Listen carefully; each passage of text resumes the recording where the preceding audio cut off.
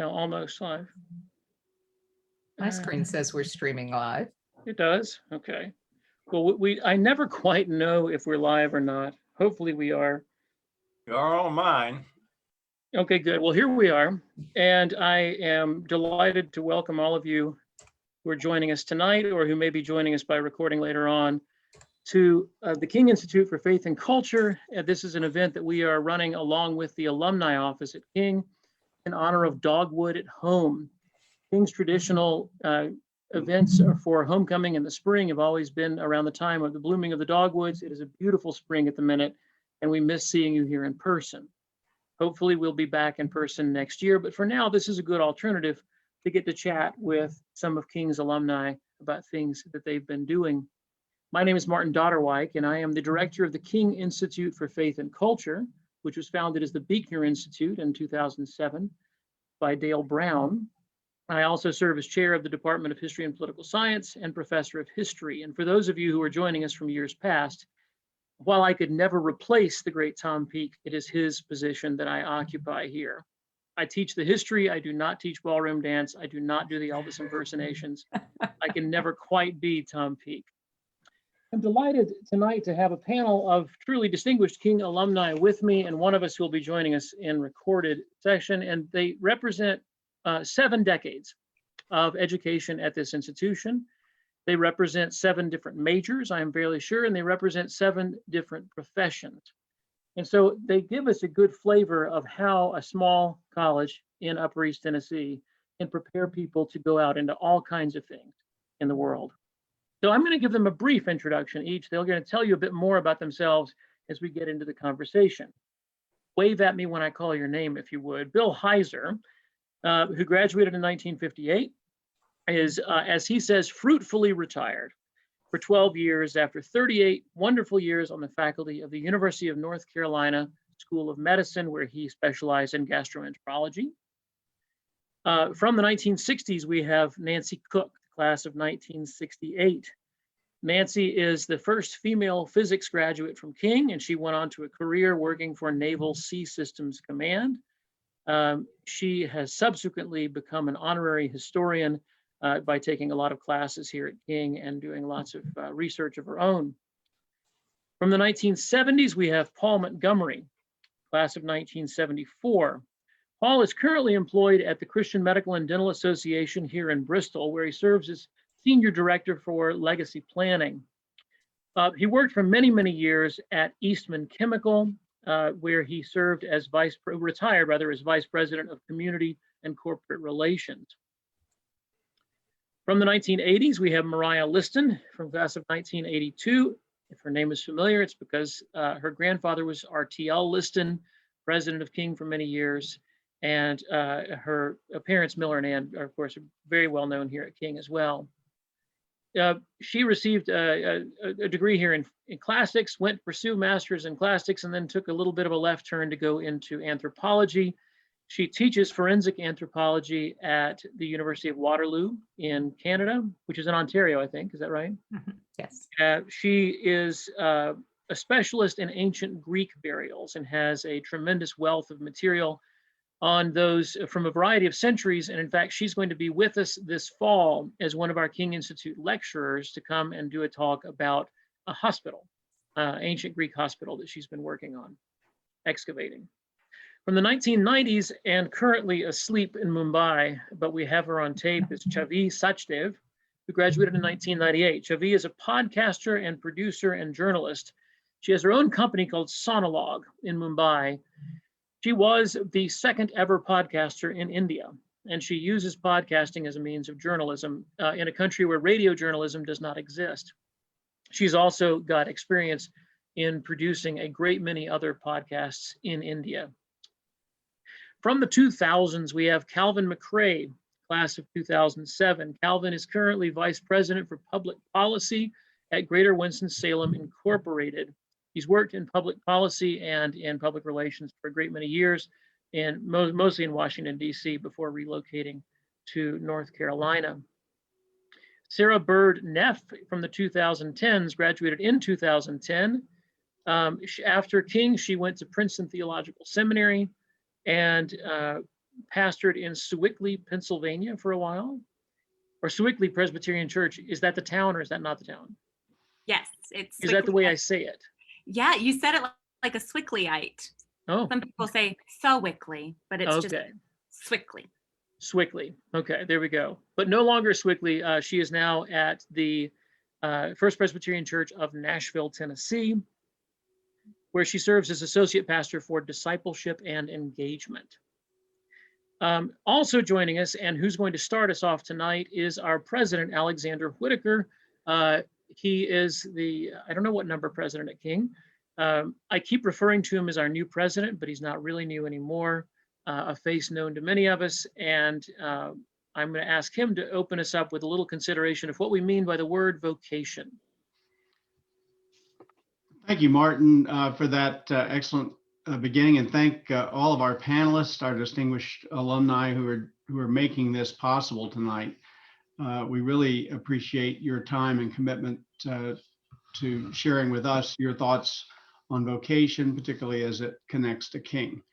The word vocation is one that frankly was not well known or used or appreciated within higher education for many years. Vocation, indeed, is what many people assumed of schools that were not collegiate, schools that were technical in nature, where one went to get vocational, technical training and degrees that were not the same as what one has at a college. Others, of course, thought of vocation in very religious terms, particularly within the Roman Catholic community. Someone had a vocation if they were called to ministry.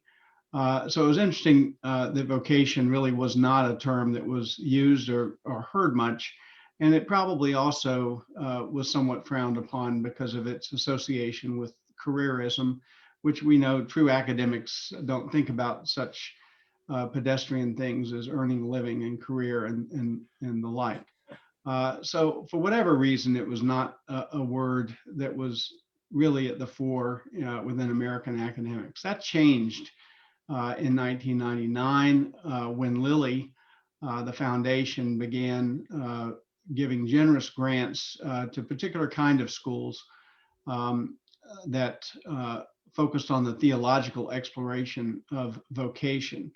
That was so successful that those schools, and I believe it was nearly 100 by the time they finished, came back together and with some others through the Council for Independent Colleges and an organization called NetView, which is specifically designed for schools that welcome a theological discussion of vocation, not really further defined, but with a sense that vocation implies that there is one who calls, since vocation is the word calling.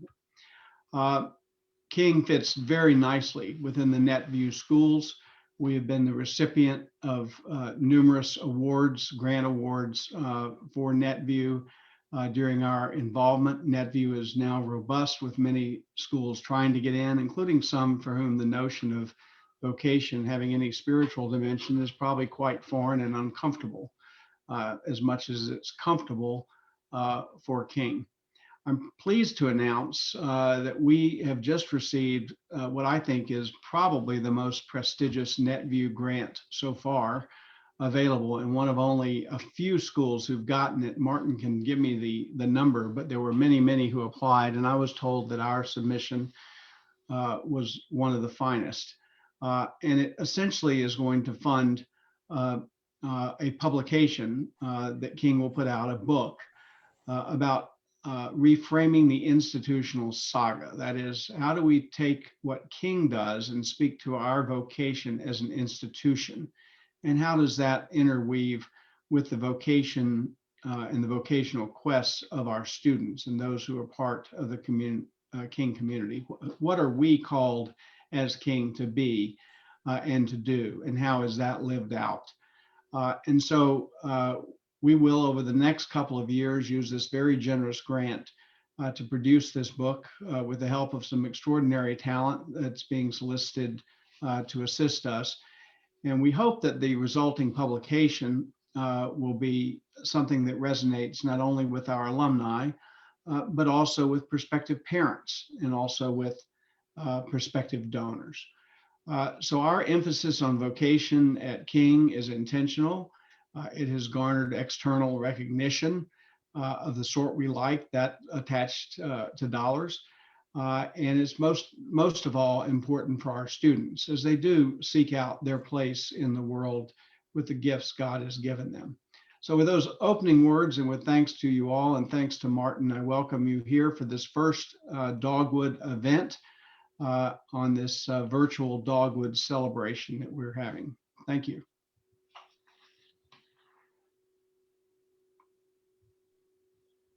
Thank you. As we move into, with 7 of you here, I've got 2 basic questions that we're going to cover. The first is, what do you do now? And are there ways in which you see that as not just a way of earning a living, but as a calling, something that gives you a greater purpose and place in the world?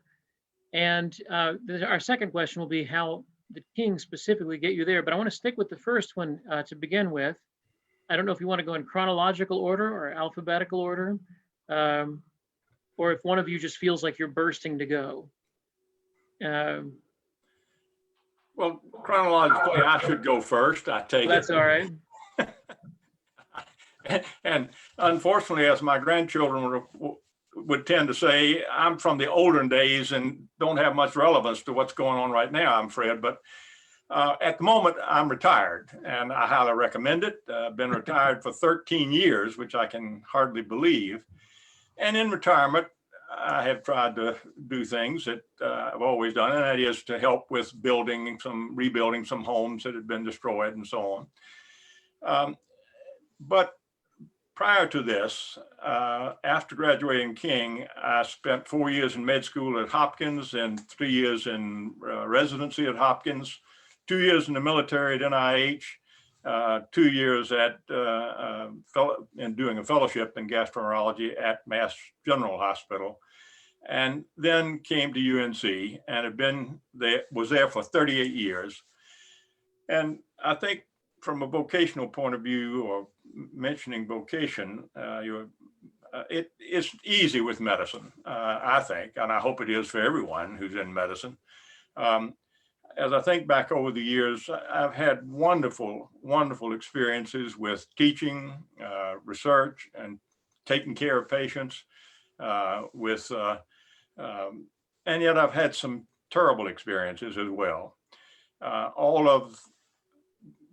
I can't remember how many times I have, at the end of the day, have had to say to myself, this is the day the Lord has made, and I'll rejoice and be glad in it, in spite of some terrible things that went on.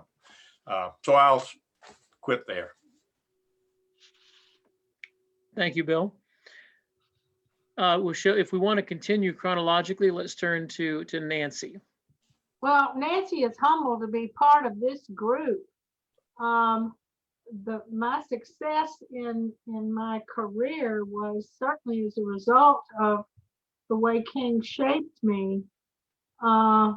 But I did not go on to the academic credentials that so many on this panel did. I was the first female physics graduate at King.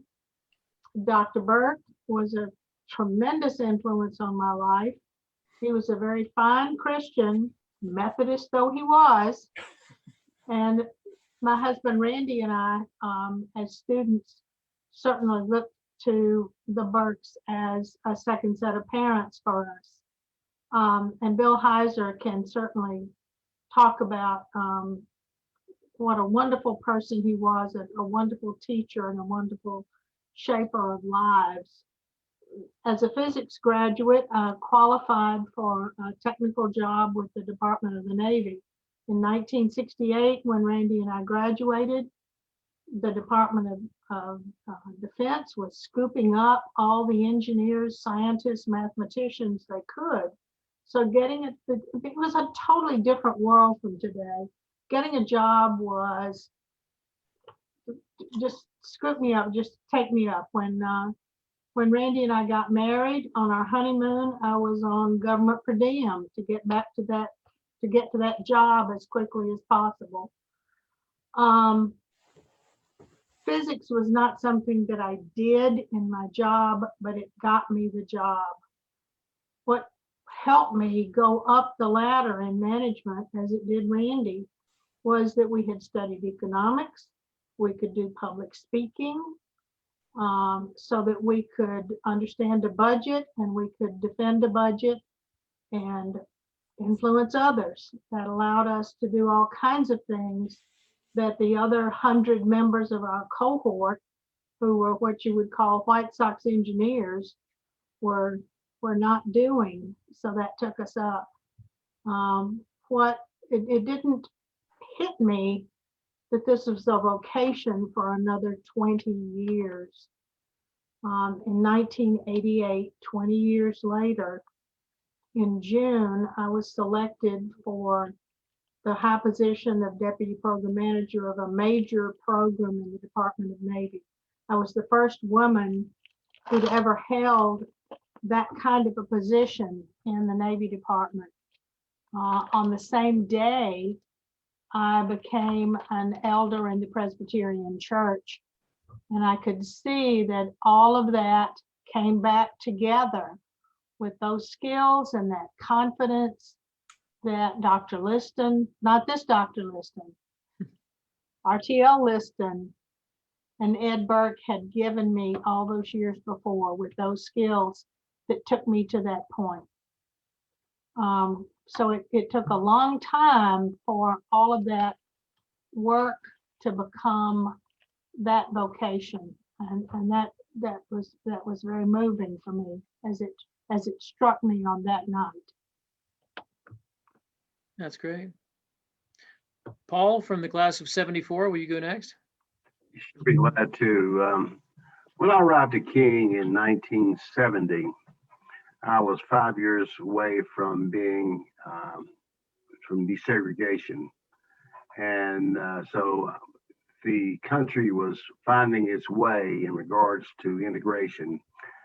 King was very accepting to me. I came to King. I chose King over University of Virginia and Wake Forest University, both because I attended there during the coldest days ever. And I came to King during Dogwood Week, and the trees were in bloom. That drew me in because I like being warm. But coming on campus, I was sort of a shy guy coming on, not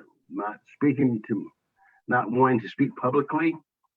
The King environment was very inviting. I met a lot of folks. In fact, I was the only Black person in my class in 1970, freshman year, and that was an interesting time because it was the first time some of my classmates had the experience of going to school with a Black person as well. So in fact, that was the first discussion at dinner table the first day at King. So I said, this is really going to be good. And but King, actually, Dr. Peak was my advisor, and Dr. Wade, those guys did a great job of helping me along the way. Dr. Winship, I wanted to give him some props as well. He did a great job of bringing me in, helping me out in areas that I needed help in.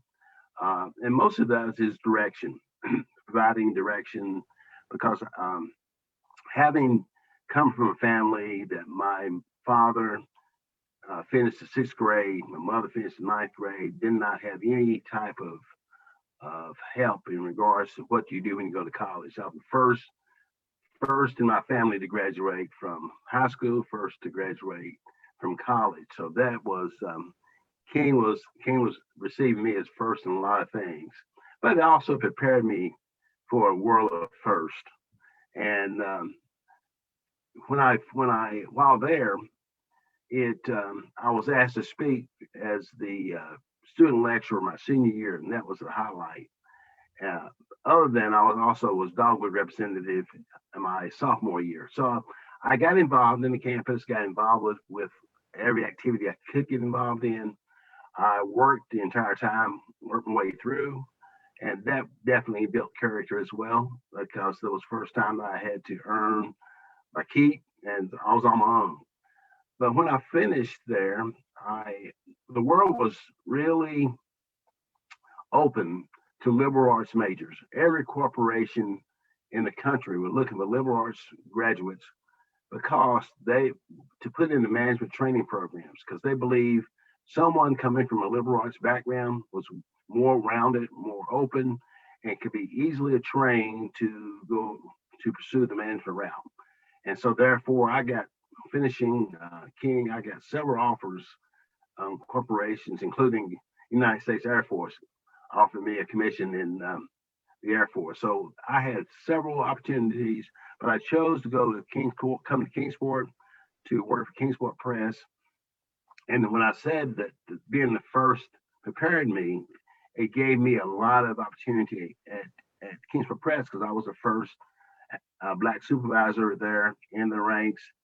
And that just, my, I guess, patience and tolerance and what I was taught, and always be open and kind, and the Christian background helped me to maneuver that environment, as well as it's enabled me in every situation I've been in throughout the years of actually going back to the foundation. I give King a lot of credit for the fact that I learned a lot of skills there, and I've used those skills to achieve in every opportunity I've been given.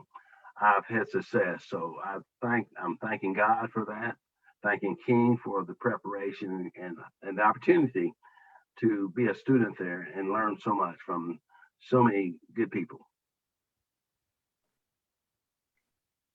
Thank you, Paul. That takes us to the 1980s and to Mariah. Well, thank you, Martin. Yes, I am a professor at a public university in Canada, the University of Waterloo, and I just finished 8 years as department chair in anthropology.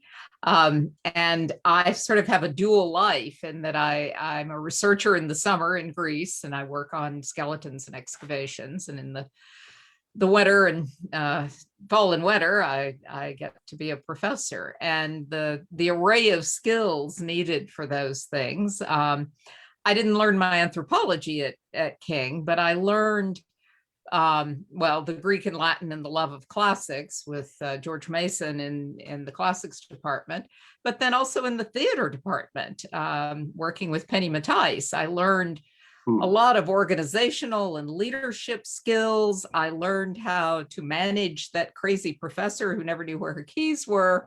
But I learned crazy practical things like basic carpentry and electrical and things like that, which have been useful over and over as well.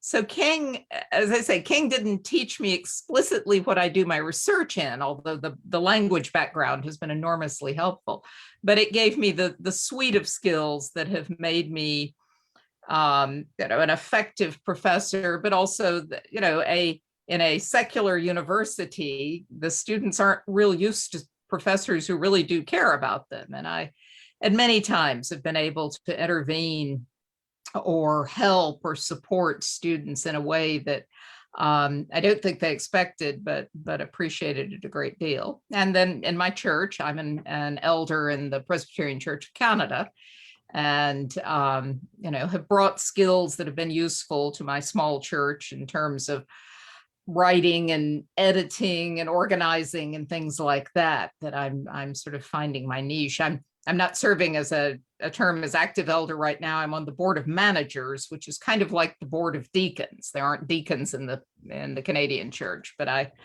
I'm using some of these organizational and management skills that I definitely learned at King. So it gave me all the background I needed to then do what I ended up doing. There's no deacons in the Canadian church because everyone's a servant in Canada. That's my feeling. Everyone's so nice.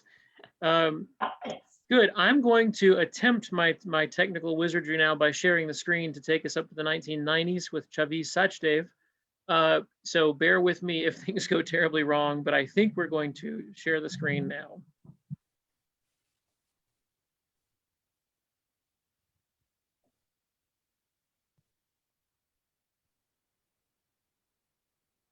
Chubby, why don't we begin by you telling us a bit about your work currently in Mumbai? Tell us about Sonologue and the work that you do there. So I wear several different hats, but all of them are within the realm of audio storytelling, mostly nonfiction. So I started as a journalist. I worked in print. I have some good credits to my name. I worked at the Boston Globe for a while. And then when I moved to India, I found that our radio situation was really horrid. We're not allowed to have news on our airwaves. And so I started to branch out into podcasting. And I also realized that there were no radio journalists in India because there is no radio journalism. So it put me in a really great position of being able to do freelance radio journalism work for radio stations, news radio outside. So I'd done work for NPR in the US, Public Radio International, and then Deutsche Welle in Germany, the BBC World Service. And it's been great. So I did that. And then when podcasting started to actually grow here, I was already teaching journalists how to make radio programs, which can't be broadcast on radio, so they have to be released as podcasts. And then I started to do consulting and production work for people who don't have the resources to do the podcast making themselves. So that's those are the things I do. It is a number of hats at once. Indeed. That's good. In that work, it sounds like you found something that was a distinct need in India, a niche for something that is not just a way to make money, but something that is much more necessary socially, politically, and so forth. How do you see that work as something beyond just a job? Well, if I'd wanted to make money, I would never have become a journalist. I wouldn't have even majored in the humanities and liberal arts college. Probably would have done an MBA or something. But I've always thought that, actually, I majored in psychology and literature at King, and I always felt like those helped me blend two of my natural proclivities. So I'm very nosy, and psychology acted as a bridge, insights into how people act, nature, nurture, the things that shape them. And then literature, which gave me access to the language and expressing those things for people. So I've always felt like my role as a journalist is as a conduit for other people's stories and presenting why they do the things they do, what kind of impacts they can have. And then hopefully somebody somewhere will listen to them or read them, and it might make a difference to a person's life or even our planet. And yeah, I don't think I'll ever be rich doing this, but I hope I'm serving a purpose in the world. Do you find that the reporting that you do, the stories that you start to tell, have certain themes? Are there things that you have been drawn to especially? Always. So I have definitely developed a niche. I cover a lot of environmental and sustainability issues and human rights issues, with definitely a focus on women's rights. And these could be linked to even things like access to water or mobility or just migration, the right to move around. But I don't think I do those hard-hitting PBS-style stories. I've always been drawn, mostly because mine are very, very story-centric, to what we call solutions journalism. So I make it personal. I try to illustrate the larger things by giving voice to a lot of people who don't generally get to have a voice. And even with the podcasting work I do, I have definitely somehow the NGOs, the nonprofit organizations find me, and I'm really happy to work with them. So it just works out like that. That's good.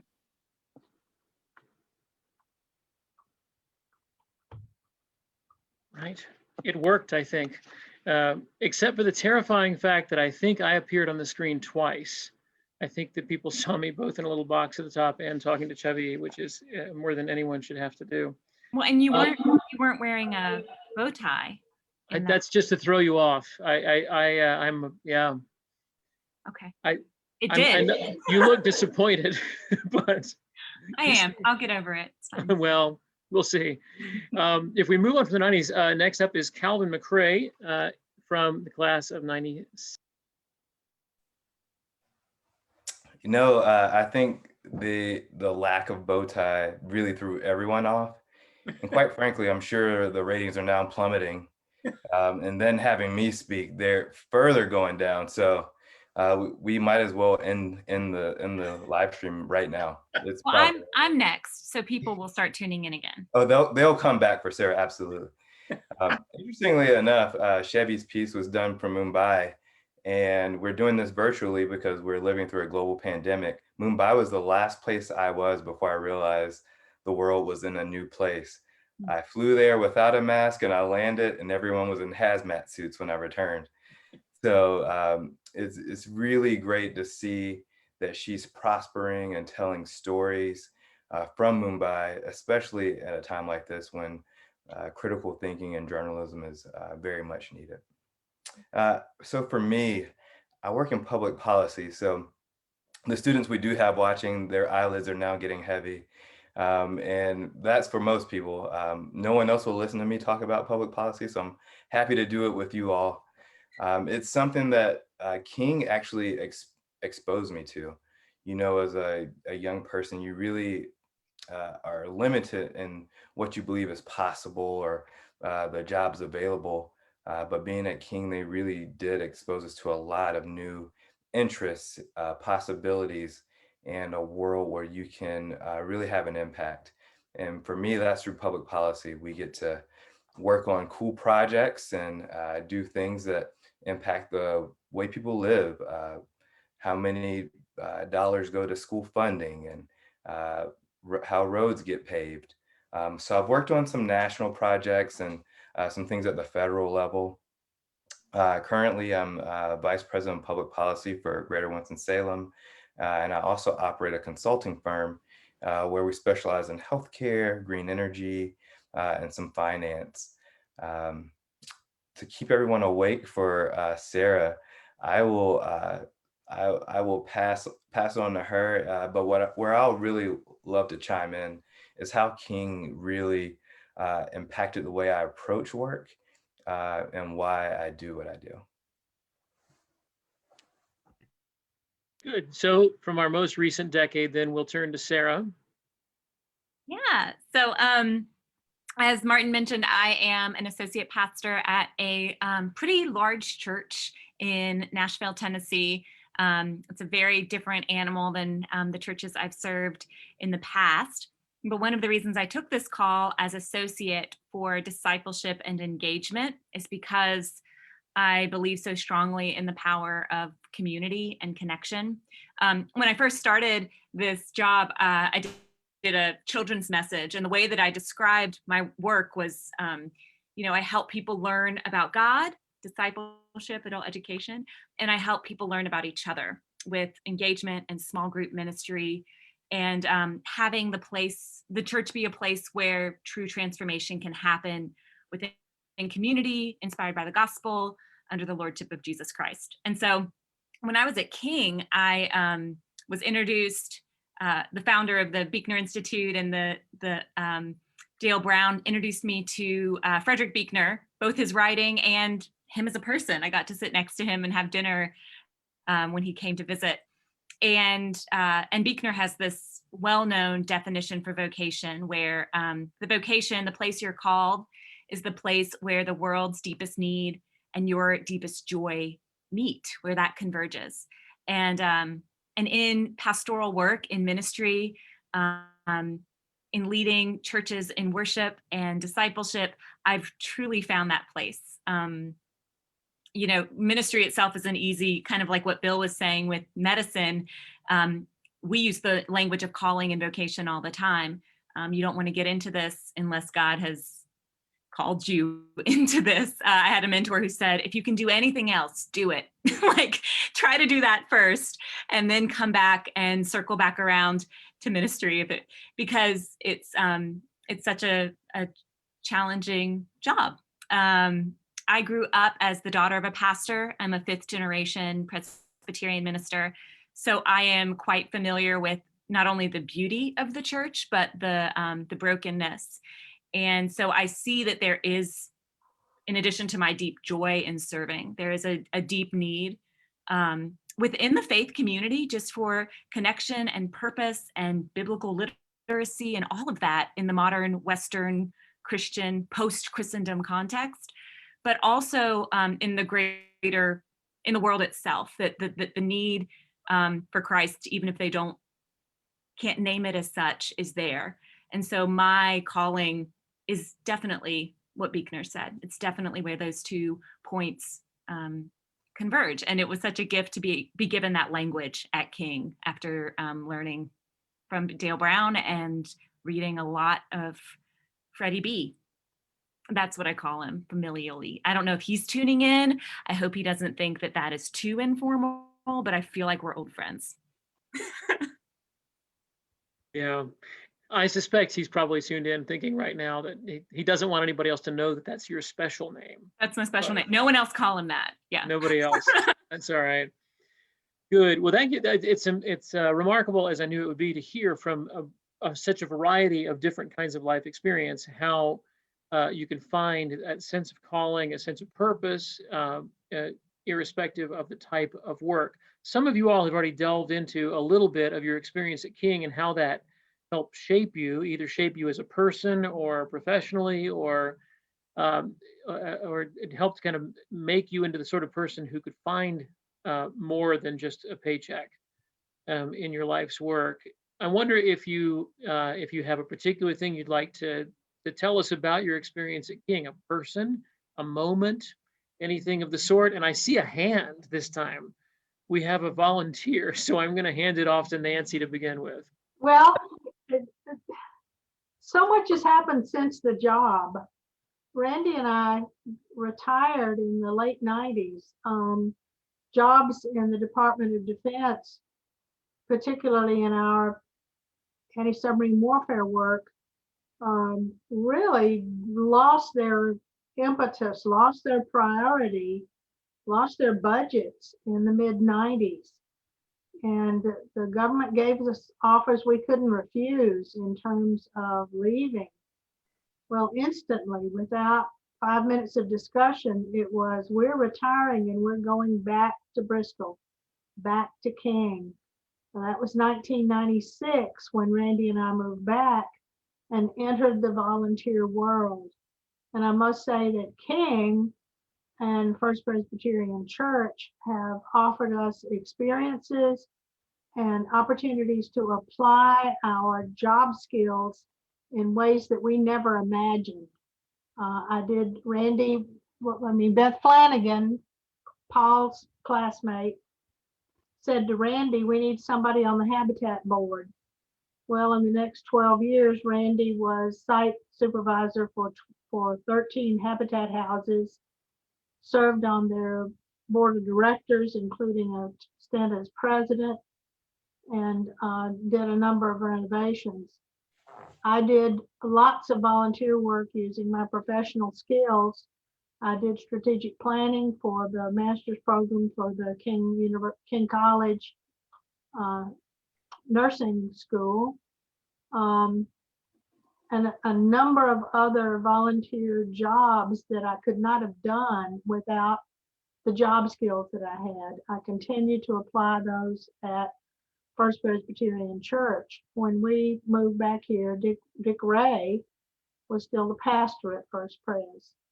So I think that what I had learned earlier, both in terms of devotion to the work of the church and skills that developed based on things that happened after King, were there. I know that Bill Heiser and Mariah and the rest of you who have applied those things, as Sarah said, to the work of the church as volunteers as well as professionally.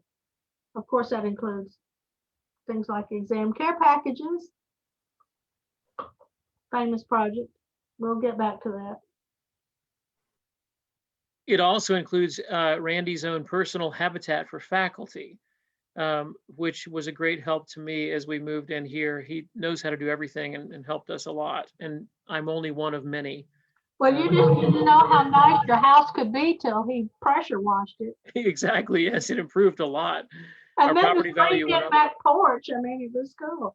The porch is excellent. So it's that's been a great ministry to us. I'll open it up for whoever wants to go next. Well, Martin, I would like to point out that there are many things about King that were very influential for me. Well, first of all, I had a small scholarship to Duke, and my mother, a DCE in the Presbyterian Church and wife of a Presbyterian minister, said, "You're not going to that heathen school." So I ended up at King, and have been grateful for that ever since. Now, when you stop and think about, if you're thinking about a college, things have changed so dramatically in recent years. And as a board member, I'm very worried about how they're going to change in the future. The things that were helpful to me, King is not a Bible college.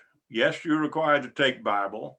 It is a down-to-earth, hard-hitting educational institution.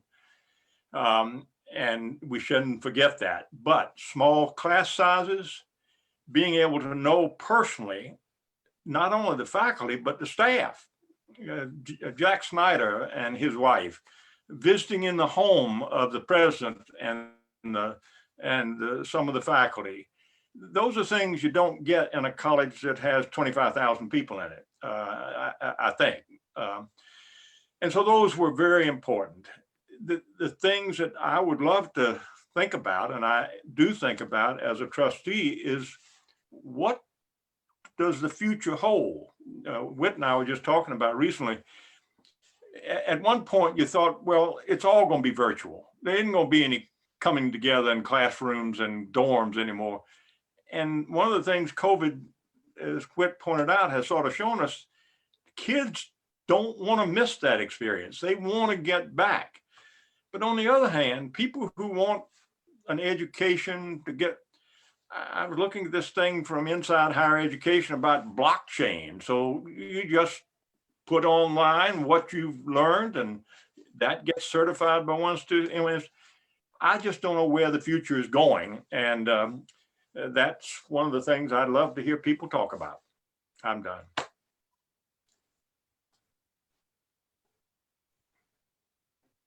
Who else? I'll hop in, and I think that a lot of what I wanted to share really is an extension of that. I'm so thankful for King because of those relationships. I mean, I was very fortunate. I got to spend a lot of time with Martin as a poli-sci history major, and Dr. Schroeder, and I don't think I would be where I am without those relationships. They really encouraged me to not just live in the classroom, but to live in the world. I ended up where I am because I was volunteering on a political campaign, and then they decided to hire me. And they take a lot of work and a lot of hours being in cars and on the road and at different campaign stops. And every professor, not just in the poli-sci history department, they were so supportive, and they made sure that I had the time and ability to get notes, be in class, be at different campaign stops when I needed to be.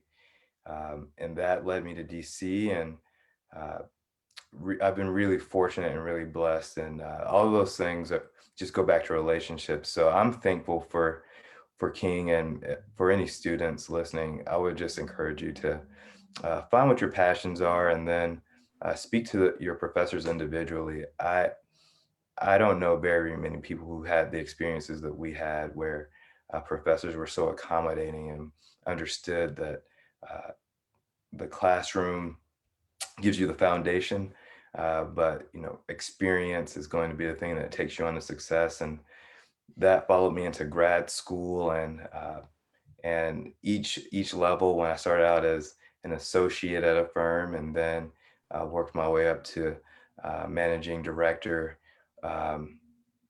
All those things came from those relationships and having those experiences. So without King, I'm not sure exactly where I would be. As many of you, I had a lot of other opportunities for undergrad, and speaking to some of my friends who did go to those places, Some of them never got to sit with their professors, and I've been able to have meals and post-graduation develop friendships that I truly appreciate and still give me a lot of strength today. So King was the best spot for me, and it's really what you make it and building on those relationships. Great. I'll be Yeah. sending you the $20 bill shortly for that. Also want to point out that really, Calvin, I think what you failed to mention was that you really got your start at manning the Constitution Day table outside the cafeteria. Oh, I would be remiss if I did not mention that. I actually text with Michael Hubry, who's an attorney in Knoxville now, still one of my best friends to this day. And we would man the Constitution Day station and answer probably the most ridiculous questions you've ever heard, only loosely related to the Constitution. But if we helped one person, we did our job. That's good. We still appreciate it. Good, Mariah. Well, in some ways, I feel like I should say what Calvin said, because it is the relationships with people and faculty in particular that were so incredibly important. And I'm at a university now that has about 40,000 students. Not only have I never been invited to the president's house, despite the fact I've been a department chair for 8 years, he doesn't know who I am. I mean, it's that big a university and I have students who, I try to get to know them, but pretty much they've got to be in 3rd and 4th year classes before I get to interact with them much at all, because they have to come to me, and it doesn't occur to them that any faculty member really wants to talk to them. And so they don't develop these relations. And I've had so many times have had graduating students come to me and ask me for a letter of reference. And, I look at them and think, okay, I know who you are. And if I'm lucky, I know your name. But I will say, maybe a professor that you interacted with could give you a more personalized recommendation. And let's say, oh, Dr. Liston, I took more courses with you than anyone. You were my favorite professor. And,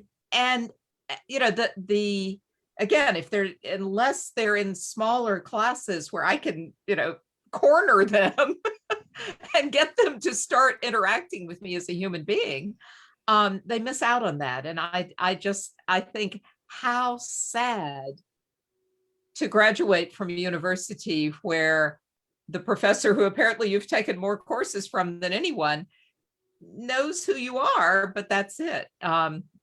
And there are just no opportunities to build those relationships with students. I'm completely open to it, and want to get to know them and want to work with them and want to be the professor that can write the good recommendation. But it's, even with goodwill on my part, it's just not possible.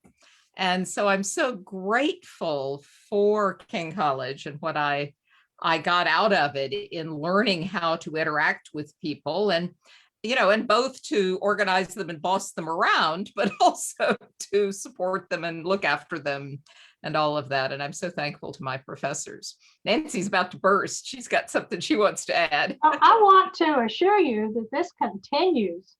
Randy and I have a close personal relationship with a young lady who is a freshman this semester from Nigeria, coming from a very violent and volatile situation. Her father is a pastor in the name of the denomination is, I think, Christ Winning All. And she landed with the help of First Presbyterian Church in January. Randy and I were very concerned about her being assimilated on campus.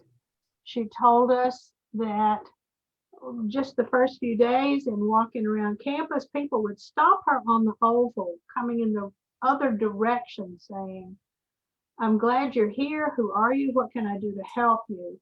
Randy and I, we asked her who her professors were. I could name her, but I won't. And beloved teacher of statistics. And Randy and I communicated with her and a couple of the other professors that she named. And the professor said, "Oh, yes, she's in my class. She's special to us, blah, blah, blah." So there was no stranger there at all. So I want to assure you that this continues. Randy and I, even though we're not physically on campus much, are communicating with students. Randy is at every soccer game. A graduating male soccer player asked Randy and his brother Clay to walk with him on senior day at the soccer field yesterday. Those things are carrying forward in the most caring and personal ways. We're so fortunate that we have these traditions and experiences as alums, and so blessed that we can continue these. Thank you. As I listen to the stories that you guys have talked about, reminds me of my time there at King when Jack Snyder, who was not a professor of mine, reached out to me to take me to a trustee's home in Dr. Bacon over in Cherokee, North Carolina, which was a very educational experience for me because, number one, I got to understand a little bit better about the inner workings of the board, as well as a trip outside of the campus to interact with the board member, which was very, very helpful. And those kind of things like that was very special, especially when someone I didn't have class, did not have a need to talk to me, but reached out to give me that experience. And since then, I've found myself thinking about my time on the board now is very special because of that connection that I first met Dr. Bacon and also Jack's role as the development officer and how he did his work in the trying to secure funds for the college. Very, very, very good people. Martin, if I could add a thought to what folks have said. The pandemic, of course, has frustrated us in our effort to maintain this culture because it's enforced an arbitrary and artificial distance between people and so forth. And there was great concern that we would lose some of that goodness of King that you all have described by virtue of those constraints. But what we found, as Bill mentioned, as we talked about, is that our students here at the Bristol campus, on the main campus, were ever the more committed and devoted to that campus experience. And while we worried that we couldn't make it work, they made it work. And they did so in a safe fashion with really good control over the case numbers. This semester, we've had just a handful of cases. And they've been very responsible, but they were determined to preserve this aspect of King with in-person graduations, which we've been able to do, and with as many events as we can do. And it's really been gratifying to see that. Our numbers on the main campus have held steady, which is not what all schools have experienced.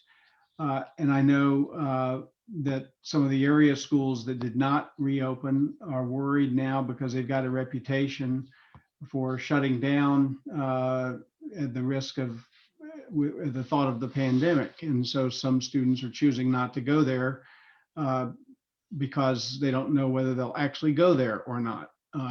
Those who come to King know that we're going to have school. We're going to make it work. So the pandemic has been very, very interesting. And Bill, as to the future, I know there's the old Danish proverb that it's hard to make predictions, especially about the future. And so I'll avoid doing that. I think Yogi Berra gets credit for that, or Niels Bohr, or somebody else, but it's hard to know, particularly now in the aftermath of the pandemic. Very hard to know where things will settle, but it will be interesting for sure. Sarah, you want to? Yeah. Okay. Well, it's interesting. When you sent us the prompts for the different, questions that you were going to hit us with tonight, softly hit us that, I don't know why I chose that verb. But the people, of course, were the first ones to come to mind, just like everyone else has mentioned. The staff and the faculty, and of course the friendships you form during your time at King.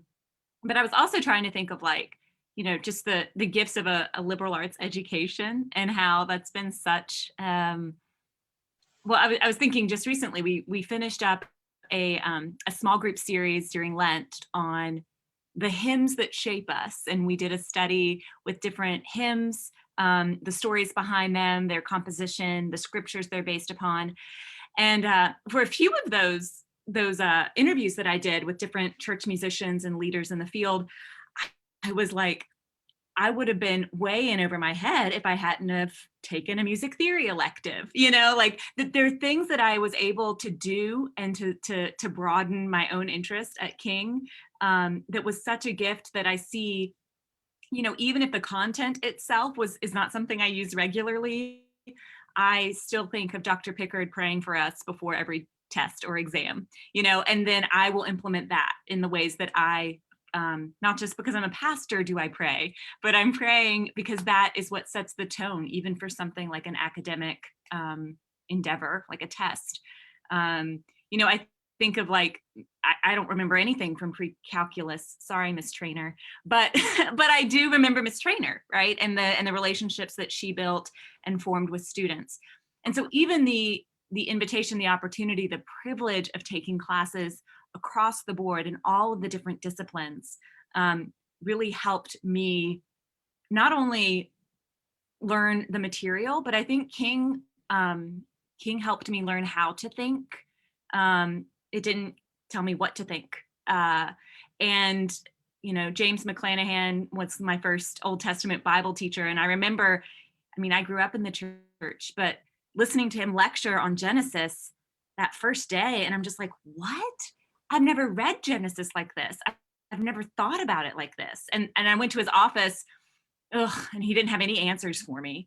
And I was so frustrated. And so now I know how people feel when they come into my office and are like, Pastor, why does the Bible say this? And it's like, scholars have been arguing over that for years. Let's pray. But like that gift of leadership, when I was in King, I took classes based on the professors, not based on the class itself. I knew that Dr. McDonald was teaching this class, so I wanted to make sure that I was taking it because I knew that he could make me love a subject that I thought I hated. The same with Dr. Brown, Dr. Strang. I mean, I took a class with Dr. Rohr called The Meaning of Life, which was a philosophy class, and we met down at a restaurant in Bristol, the Troutdale, which is not there any longer. But we would meet every Thursday night, and I'd get dinner, like a salmon over rice pilaf with fried capers. That's the most important part for you to know. But we would have these conversations about the meaning of life and how we would read these ancient thinkers and people who have wrestled with questions like that for years and years.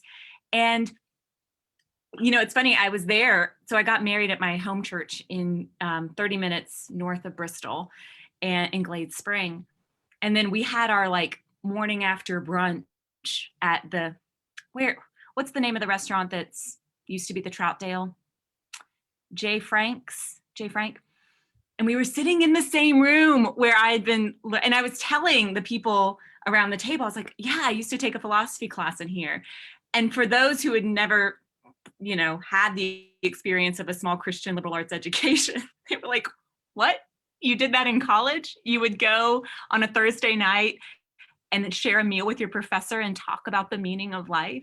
And so those kinds of conversations, the liberal arts part of it and the way that I was taught how to think helped me at Princeton and has helped me in my vocation since then. Nancy, did you have a question? No, I am literally the poster child for lifelong learning at King, and you're all talking about the importance of this, and you've said that we learn how to think and we learn how to learn. And when we talk about jobs now, the half-life of the skills that we learn is 5 years and sometimes less, so that we're constantly learning, we're constantly training. And even in retirement, the way I started was to take 2 semesters of art history with Sally Jordan, which let me go to Italy and Greece with Dr. Mariah Liston without seeming to be a complete idiot. And then what changed my life was 7 semesters of medieval history with Dr. Martin Dodderwhite. My goodness, the Reformation, the Luther semester, all of it was the enjoyment and the ability to enjoy these things throughout life is so enriching, and that you can share with others is it. But Sarah, you're talking about the beginning of that lifelong learning and that lifelong sharing of what we know. And we need to love people and love the church to be able to do a great deal of that. Mariah has seen me do some technical papers among the art Concrete. profession. Well, I have to say, I can't wait to retire so I can become Nancy Cook when I grow up. That's my goal. That's good. Well, you have to downgrade the number of cats for one thing, Mariah. You have to go from 6 to 2. I will also point, Nancy did correctly identify that 7 semesters with me is all basically the same class over and over and over again. So I kind of got one trick. I want to give Chavi her say from beyond in India. But while I'm doing that, I want to say to any of those who are watching, of course, this is going to be recorded. I think a great many people are probably going to see it later. But for those of you who are live, if you have a comment, a question, anything you would like to throw in, please do so, because we still have a little bit of time for some more discussion beyond these 2 basic questions. But I want to go ahead and finish part of what I had talked to Chavi about her experiences at King.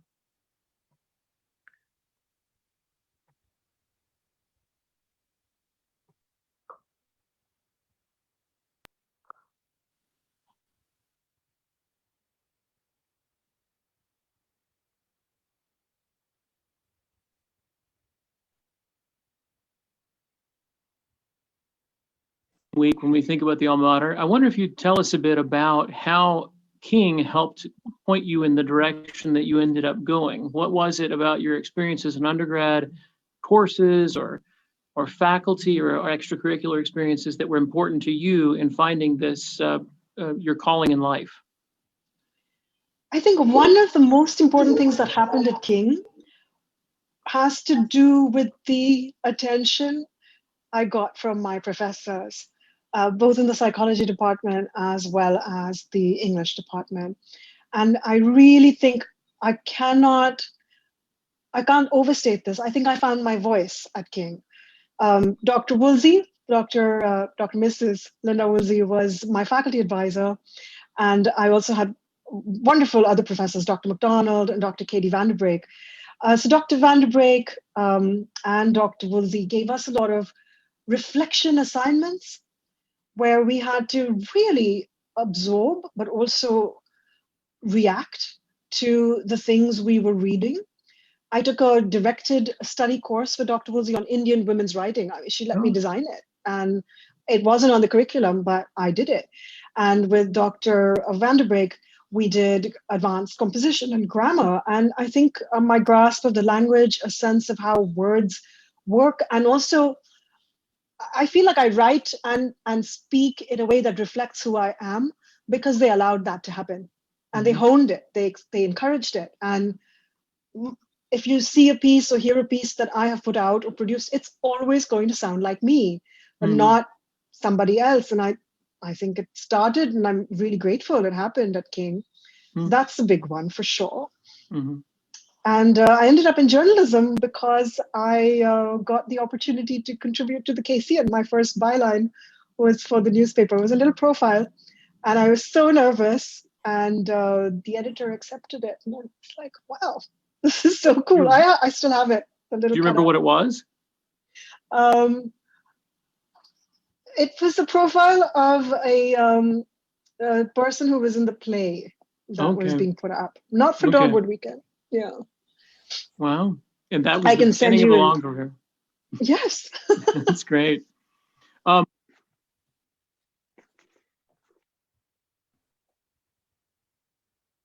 Good. As we move into a little bit more discussion to finish off, I wonder if there are other aspects of finding yourself and finding your feet in the world, finding where it is you're supposed to be at King that stand out, maybe whether or not they're related to profession. Are there other things that were particularly important to you in the formation of who you are that you'd like to comment on? I'll make just one brief comment. I'm not sure it's quite on the subject you asked, but being from a very small school, I mean, King had 300 students when I was there. You always wondered when you went out into the world, were you as prepared as other folks? And one of my classmates, Cal McLaughlin, went to MIT. Another went to work at Eastman right away. And when we would get back together and talk, we all pointed out we were as good as anybody else or better. And we didn't take a back seat to anybody from as far as our education was concerned. And from what I hear, I think that's absolutely still true of King. I would never, as the first woman to do this and the first woman to do this, I could not have done it if I hadn't been the first woman physics major at King, encouraged by Ed Burke. That was instrumental in giving me that confidence. I think, one of the advantages of the small school is that ability to be able to do a lot of things that you wouldn't do otherwise. I mean, again, the theater program was so important to me in terms of building confidence and skills and such. And I wasn't a theater major, I was an English and classics major.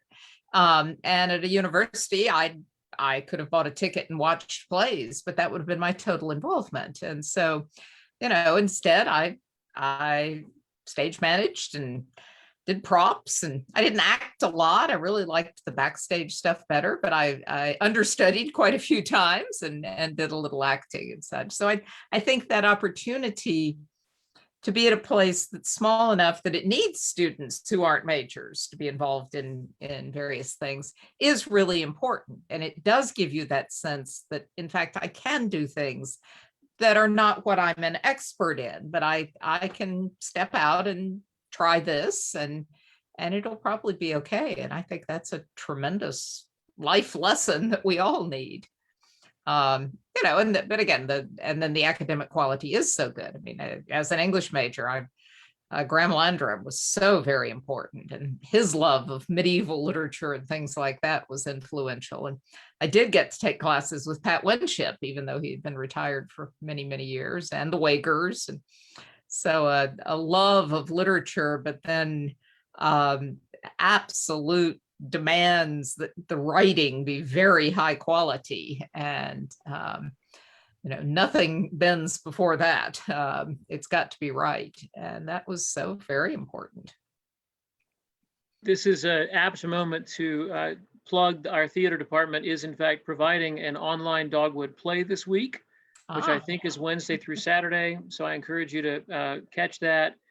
On Saturday, you also have the option of watching a group that includes me doing a read through of A Midsummer Night's Dream, which is I'm not sure what it's going to be, but if you're interested in that, that'll be a Saturday night. But definitely see the theater production as well, which is going to be running through this week. Who is Puck? Puck is Jason Slayton, who will make an excellent Puck. I am the part of Francis Flute, so I am also Thisbe in the play at the end. So, and I've been honing my craft for this for weeks now, ready to go. So, James K.A. Smith, he publishes that, is a theologian at Calvin University, and he's been a guest at King many times. We gave him his first honorary doctorate last year, and he's been a great friend to us. He's written a number of books in which he talks about the point of a Christian liberal arts education being to shape what people love, to find the things that you, to help you find the things that you ought to love, to understand what it is to invest yourself in loving a thing. How would you say you found the things you love while you're at King? I found Randy Cook. Well, As Dr. Liston would say, I came to be went with.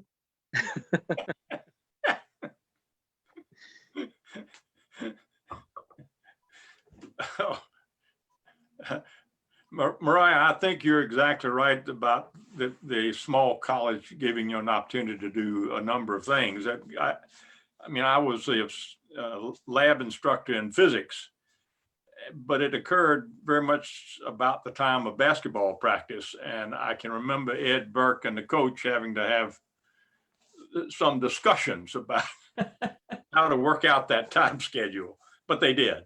Yeah.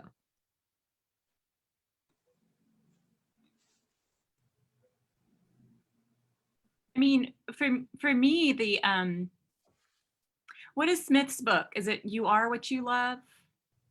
Yeah, something like that. And I remember reading that, and you know, one of the arguments is like, if you say you love reading, but you never read, like you have to actually be doing, you know, embodying that. And actually, my work as an RA really helped me foster my love for people in all of their joy and sorrow and irritatingness. I remember the senior year, maybe it was junior year, they offered me to like be an RA at the honors dorm housing, and I was like, no, I want to stay in Parks Hall, and I want to be with those really scared little freshmen. And like just that idea of helping to form community, which is what I'm doing right now in my job, right? Like trying to be aware of all the different folks around me, their needs, and making connections with folks and helping people to just feel a little bit more at ease in a residential community like King. And so that particular role really helped me learn hard lessons about, you know, maintaining authenticity and being, you know, not a super cruel person, but also having authority and, you know, enforcing rules and not being a pushover. And I don't know, there was just a lot that, you know, as a 19, 20-year-old living in a dorm, having some kind of responsibility in that way really shaped me. That was a big thing for me. Great. Graham Landrum has been mentioned a couple of times as professor of English, and his son Robert has just sent me a note, which is, he says, my father had a student come back and point out you end up using everything you learn. Please discuss. You just never know. What Dr. Mariah Liston said, and I don't think it's original with her, is providence favors the prepared mind. You just never know when it's going to pop up that you happen to know that, or that you happen to have heard of that. Yeah. I'm doing homeschooling with 3 young ladies now, a 7-year-old, a 10-year-old, and a 14-year-old. And I said, this is important. It may not seem so now, but one of these days it's going to come up and you're going to be familiar with the term, and that's going to get you in someplace that you wouldn't have gotten in before. But Mariah Liston has really brought that home about things that we learn at King and the breadth of those things.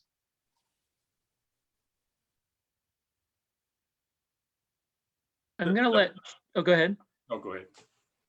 You go ahead, sir. The actual statement is not correct, of course. There are a lot of things we've learned that you never use again, but it's a good feeling to think you will, but there are certainly things that you will never learn, but you don't know, I mean, you'll never use, but you don't know which ones they are. But that's because you know so much. Oh, right. You know 10 times more than most people. That's You've not forgotten more true. than I ever knew. I think it's hilariously accurate at times because for me, when I'm working on, like tonight, I'm actually working on trying to get some language into a bill. So kind of pulling double duty right now. But you have to know a lot of random things about a lot of random things to be successful in like the policy world. And King is really great at that because you do touch a lot of things. You get to learn a little bit in this department. You get some hands-on experience in another department.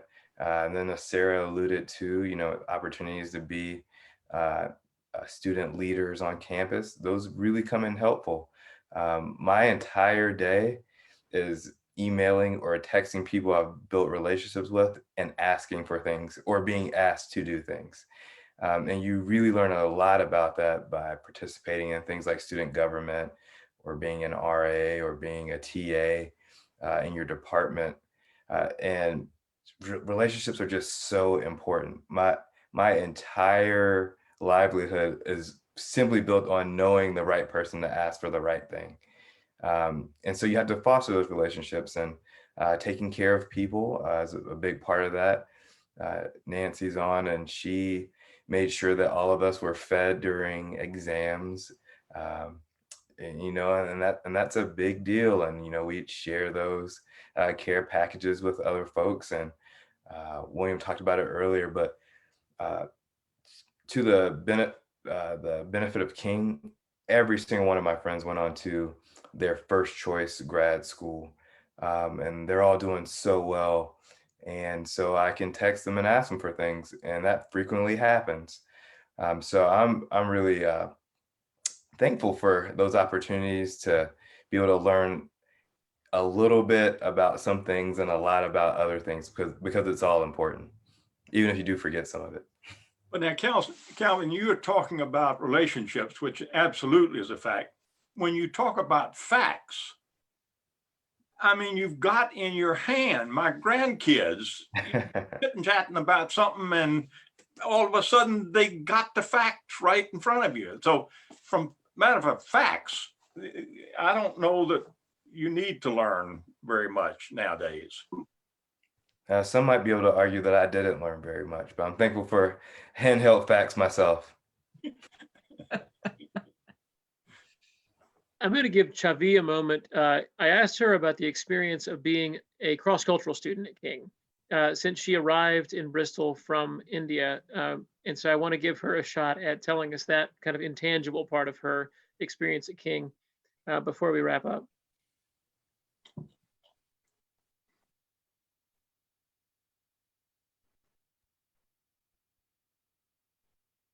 What was it like being cross-cultural at King, coming to a place that is not wildly cross-cultural in Bristol, Tennessee? What was that like for you? So when I got to King, I really had no idea what I was in for because I had only read about it. And I had associated Tennessee with a whole different part of the state. And we just didn't have that much information. We're talking about 1995, where there was no internet to speak of. I did have access to email that was at a different person's university who was the tenant of a neighbor. So he would print them out and bring them to me, and then I would it was crazy. Anyway, so I came to Tennessee with ideas of Hollywood and Memphis kind of rolled into one. And the hills, the beautiful sunsets, the extreme cold. Every year I was there, I was told, this is the coldest winter we've ever had. And then the next year it was again the coldest winter. Right. So I was unprepared for that. I found it was, I was 18 years old. I was up for anything, and clearly adventurous enough to come with zero information. But a few sweaters, which was good. And I found everybody so welcoming. So the International Students Association let me say that again. The International Students Association, no, the International Students Organization was wonderfully set up to welcome us. I was lucky from day one. I had the best roommate ever. Was on a great floor with good RAs. I think the food was a challenge because I didn't know how to eat it. And this, we don't eat that kind of food. And all the vegetables were batter fried. There were no vegetables as vegetables. So yeah, I loved biscuits and gravy and ate a lot of cereal. But it was not hard, everybody was so curious and challenging also. And I think being an ambassador for my country, for my education, for myself, actually really helped shape my identity because I could define who I'm not as well as what I stand for and all the things that make me me. That's good. Have you taken battered fried vegetables back to India with you? Or did you leave them back in Tennessee? Oh, no. I'm not eating my cauliflower deep fried or my okra deep fried. There are better ways to eat them. Oh, gosh, yeah. I understand. Good. Chavi was a delightful student. When Randy and I landed in 1996 and went onto campus, Chavi became a dear friend and was in our home many times. In fact, when her mother visited from India, she stayed with us. Chavi taught me to do word tables. She was a big part of our lives then. I do have a follow-up from Robert Landrum, who says sometimes the value of what you learn is to avoid it in the future. Also, a good word to bear in mind. My that senior sounds level, like something his father would have said. Yeah, exactly. And Katie Vanderbrake, who's also been mentioned, texted in, Christian community is rare today, and living inside such a community sets King apart. We shouldn't underestimate the value of living in a community like that, which I know and that's also from the perspective of faculty now. It's certainly part of the reason that I'm here, is that sense of community with other faculty and with students. Whit, I wonder if you have a parting shot for us, or a kind of summation as we begin to wrap up. No, this has been a wonderful conversation, and really, from my perspective, it's so good to hear that all of the experiences that you all had that were formative in making you who you are and what you do are the things we're working very hard to continue and improve upon at King, in spite this year of having had some challenges in that regard. Those who are drawn to King, as you were, as Martin was, as our faculty and staff are drawn here for that same reason.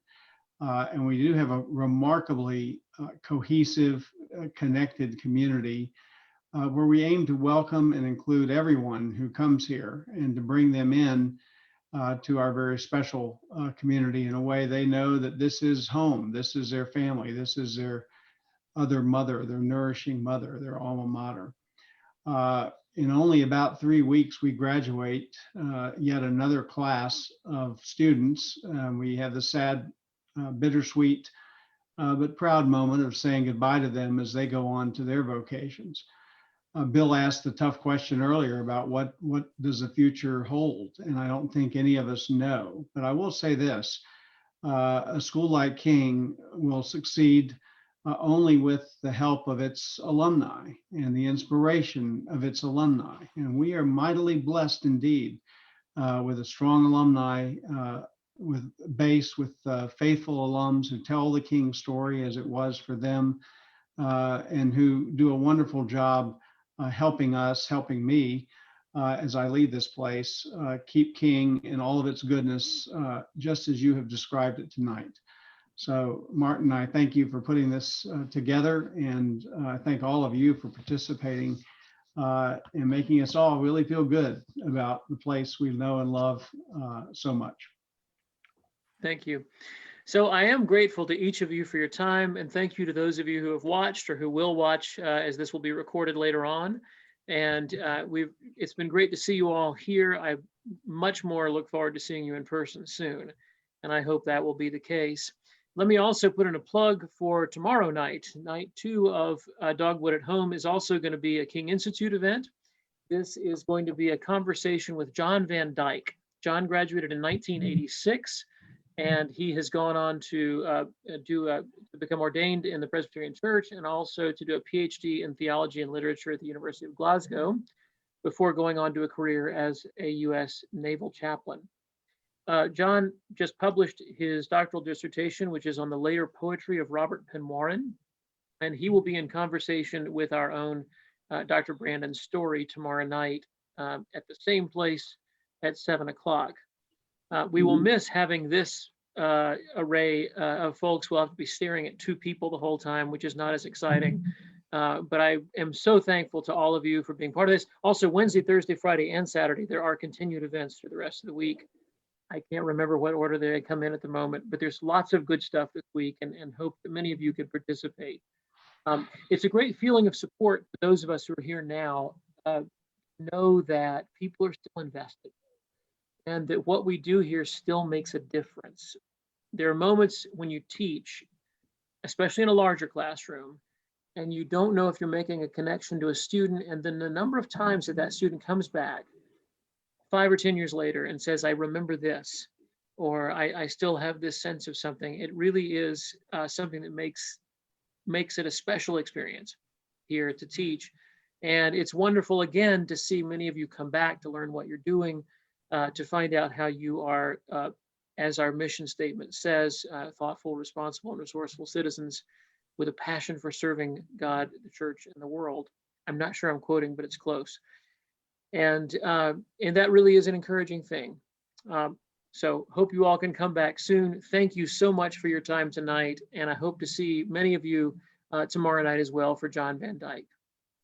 Thank you so much. Thank you, Martin. Thank you.